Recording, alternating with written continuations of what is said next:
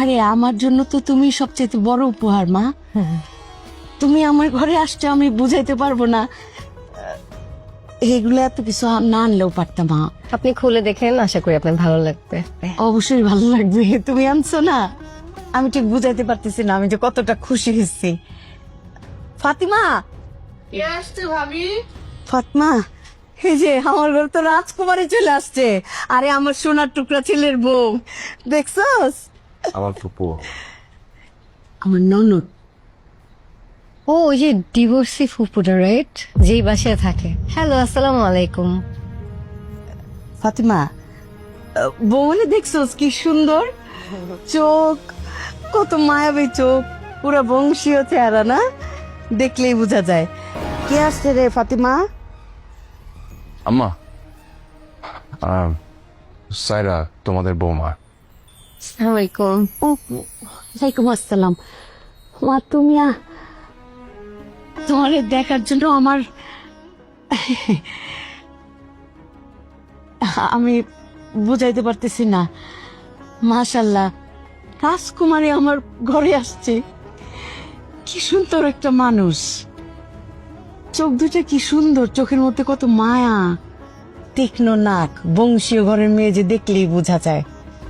হাসিটা কত নিষ্পাপ। হ্যাঁ, আমার সোনার টুকরা ছেলে একটা রাজকুমারী বিয়ে করছে। তোরা আসো তো একটু জড়াধরি মা। আরে আমি যে কতটা খুশি হয়েছি আমি তোমার বইলে বুঝাতে পারবো না। তোমার কোথায় বসাবো? আমার ঘরে বসাবো? আম্মা, আই আকবর, একটা মিনিট। ওই ব্যাগগুলো দাও, হ্যাঁ একটু রাখো। মা, এগুলো আপনার জন্য ছোট্ট গিফট। আরে আমার জন্য তো তুমি সবচেয়ে বড় উপহার মা। তুমি আমার ঘরে আসছো, আমি বুঝাইতে পারবো না। এগুলো এত কিছু না আনলেও পারতাম মা। আপনি খুলে দেখেন, আশা করি আপনার ভালো লাগবে। অবশ্যই ভালো লাগবে, তুমি আনছো না। আমি ঠিক বুঝাইতে পারতেছি না আমি যে কতটা খুশি হয়েছি।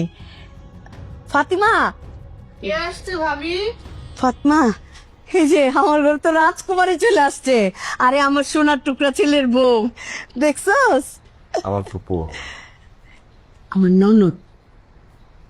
ও ওই যে ডিভোর্সি ফুপুটা, রাইট? যেই বাসায় থাকে। হ্যালো, আসসালামু আলাইকুম। ফাতিমা, বউলে দেখছস কি সুন্দর চোখ, কত মায়াবী চোখ, পুরা বংশীয় চেহারা না? দেখলেই বোঝা যায়। ফাহাদ, বৌমারি নিয়ে তোর রুমে যা, আমি চা নাস্তার ব্যবস্থা করি। কি খাবা? লেবুর শরবত খাবা? হ্যাঁ স্যার। আচ্ছা। আপা, তাহলে আমি নিচে চলে যাই। হ্যাঁ, যে লাকেশটা আর এই যে গিফট এখানে আছে। হ্যাঁ, হুম হুম। এসো। ফোন রেখে দিক। যা যা, যাও মা। লেবুর শরবত খাবা? হ্যাঁ স্যার।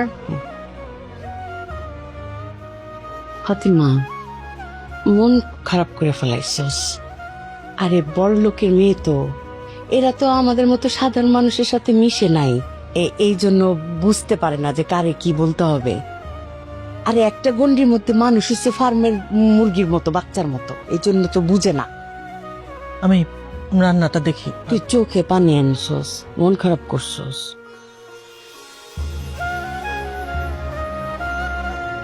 কষ্ট পাইছে।